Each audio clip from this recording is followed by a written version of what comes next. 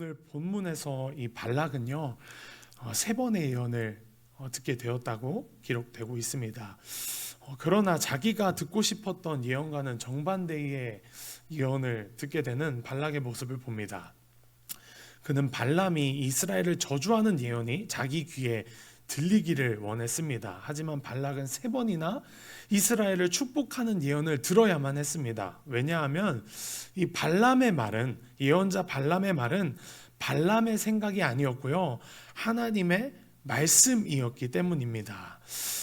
어지간한 사람 같으면 하나님이 무서워서라도 이 발람이 선포하는 하나님의 말씀을 세 번까지 듣지 않고 자신의 목표를 포기하고 접었을 수도 있지만, 이 발락은 오늘 본문에서 그러지 않았습니다. 과연 이 발락이 하나님을 몰라서, 하나님의 무서움을 알지 못해서 그랬던 것일까요? 그렇지 않다라고 생각합니다. 발락이 지금 주술사인, 예언을 전문으로 했던 발람에게 돈을 주면서까지 이스라엘을 저주하라고 사주했던 이유는요, 발락이 가장 두려워했던 이 시온을 이스라엘이 점령했다라는 사실을 들었기 때문입니다. 알았기 때문입니다. 그리고 이스라엘이 이 강력한 시온을 점령할 수 있었던 이유는 이스라엘의 강함에 있었던 것이 아니라 그들과 함께 계신 하나님의 도우심 때문이었습니다. 발락도 아마 이 사실을 알았다라고 저는 생각을 합니다.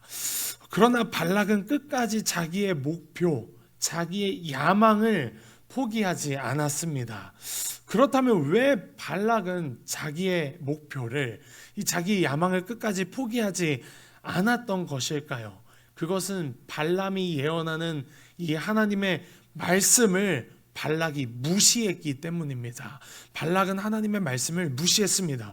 말씀을 통해 살아 역사하시는, 말씀을 신실하게 이루시는 하나님보다 자기의 꿈이 더 커 보였고요, 자기의 야망이 더 위대해 보였기 때문에 하나님의 말씀이 지금 발람을 통해서 자신의 앞에서 선포되고 있음에도 불구하고 끝까지 자기의 야망을 이루기 위해 발람을 이용했던 발락이었습니다. 발락은 영적으로 보면 하나님의 백성인 이스라엘을 저주하려는 사단인 것 같습니다. 우리의 인생을 쥐고 흔들려는 사단의 세력이 바로 발락입니다. 여러분, 우리는 하나님의 말씀이 이끌어가는 삶을 살아가야 될 줄 믿습니다. 그것이 가장 복된 삶입니다. 시편 1편에서 기록하고 있지 않습니까? 복 있는 사람은 오직 여호와의 말씀을 주야로 묵상하는 사람이도다. 그가 시냇가에 심은 나무가 철을 따라 열매를 맺으며 그 잎사귀가 마르지 아니한 같으니 그가 하는 모든 일이 형통하리로다. 하나님의 말씀에 순종하는 자가 형통하겠다고 하나님께서 약속해 주셨습니다. 하나님의 말씀에 순종하는 삶, 그것이 바로 형통의 비결인 줄 믿습니다. 또 발락의 모습을 다른 모습으로 보면 우리의 모습과도 참 비슷하다라고 생각을 합니다. 열심히 기도합니다. 열심히 하나님의 말씀을 사모합니다. 그리고 말씀에 순종하겠다고 입술로서 시인합니다.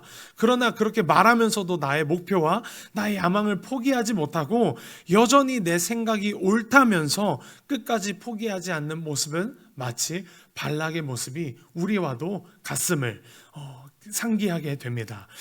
내가 듣고 싶은 말씀만 해달라고 떼를 쓰고요, 또 내가 원하는 직장에 들어갈 수 있기를 원해서만 간절히 기도하고요, 또 내가 경영하는 기업이 잘 되기만을 기도하고 내가 투자한 주식이 대박 나기만을 위해서 기도합니다. 또 아파트 청약이 당첨되게 해달라고 심지어 작정하면서 금식하면서까지 기도하는 우리들의 모습입니다. 이 모습이 발락의 모습과도 참 같습니다.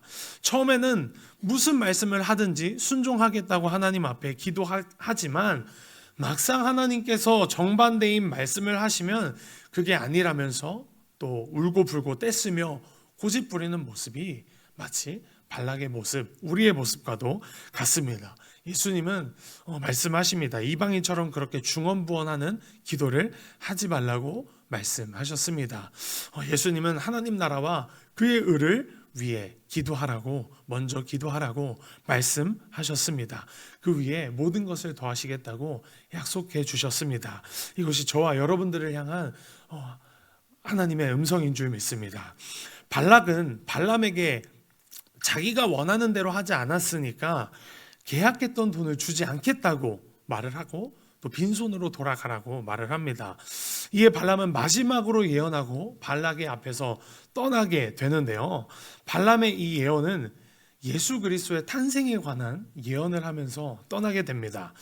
발락이 저주하기를 그토록 원하는 이스라엘이라는 나라에게서 온 세상을 구원하고 하나님의 나라를 이 땅 가운데 이루실 메시아가 오실 것을 예언했다라는 것입니다. 발락은 이스라엘의 이 땅에서 없어지길 원했습니다. 이 땅에서 영원히 없어지길 원했지만 하나님은 그 없어지길 원했던 그 이스라엘이라는 나라를 통해서 온 세상을 구원하고 살릴 구원자 예수 그리스도를 보내겠다고 오늘 본문에서 선포하셨던 것입니다. 이것이 복음입니다. 세상의 악함은 하나님의 선하신 뜻과 계획을 절대로 넘어설 수 없습니다. 세상의 이러한 악함, 세상의 종기를 우리는 붙잡는 자가 아닌 하나님의 종기, 하나님을 붙잡는 우리가 되어야 할 것입니다. 우리는 선하신 하나님의 뜻과 계획인 하나님의 말씀을 온전히 붙잡아야 합니다. 그래서 하나님의 말씀인 하나님의 선하신 계획과 뜻이 담겨있는 이 하나님의 말씀을 붙잡을 때 하나님께서 이루실 것입니다. 하나님의 뜻과 계획을 하나님께서 신실하게 이루실 것입니다. 결국 자기의 목표를 끝까지 포기하지 못했던 발락은요, 전혀 상상하지 못했던 예수 그리스도의 탄생을 듣고 말았던 것입니다. 여기서 또 한 가지 알 수 있는 것은 하나님의 뜻과 사람의 뜻은 다르다라는 것입니다. 하나님의 생각과 사람의 생각은 하늘이 땅에서 먼 것처럼 그리고 동이 서에서 먼 것처럼 측량할 수 없는 것이 하나님의 뜻이며 생각입니다. 그러므로 우리는 나의 뜻과 나의 생각은 모두 내려놓고 하나님 앞에 두 손 두 발을 다 들고 겸손히 나아가야 할 줄 믿습니다. 하나님의 말씀 앞에 겸손히 나아가는 순종하는 모습이 우리의 살 길입니다. 말씀 앞에서 끝까지 고집을 부리고 때를 써봐야 좋을 것은 하나도 없습니다. 그런 발락의 모습이 우리에게 잊지 않기를 간절히 축복합니다. 말씀을 마무리하고 싶습니다. 오늘 본문에서 발락은요, 하나님의 말씀을 무시하고 자기의 목표와 자기의 야망을 위해 살아가는 모습을 보게 됩니다. 오늘 발락의 모습이 저와 여러분의 모습이 아닌지를 돌아보아야겠습니다. 우리가 말씀을 묵상하는 이유가 무엇이죠? 지식을 채우기 위해 말씀 묵상을 하는 것입니까? 자랑하기 위해서, 말씀 묵상했다라는 것을 자랑하기 위해서, 그래서 내 신앙이 얼마나 뛰어난지를 자랑하기 위해서 말씀 묵상을 하는 것입니까? 아니면 듣기 좋은 말씀만 듣기 위해서 묵상하는 것입니까? 우리가 말씀을 묵상하는 이유는 하나님의 말씀에 순종하기 위함임을 명심하시기를 바랍니다. 우리가 말씀을 묵상하는 이유는 그 어떠한 것에 있는 것도 아니고 하나님의 말씀에 순종하기 위한 단 한 가지 이유로 우리가 하나님의 말씀을 묵상하는 것인 줄 믿습니다. 내가 듣고 싶은 말씀만 듣고 싶어서도 아닙니다. 내가 순종하고 싶은 말씀에만 아멘하여 순종하고 싶은 것도 아닙니다. 하나님의 말씀에 온전히 순종하는 것, 이해가 되지 않아도 순종하는 것, 그것이 우리가 말씀을 묵상하는 이유입니다. 하나님의 말씀에 온전히 순종하여 발락처럼 자기의 길을 걸어가는 것이 아니라, 오늘 본문 마지막 절에 자기의 길을 걸어가는 것이 아니라 하나님의 길, 말씀의 길을 걸어가시기를 간절히 축복합니다.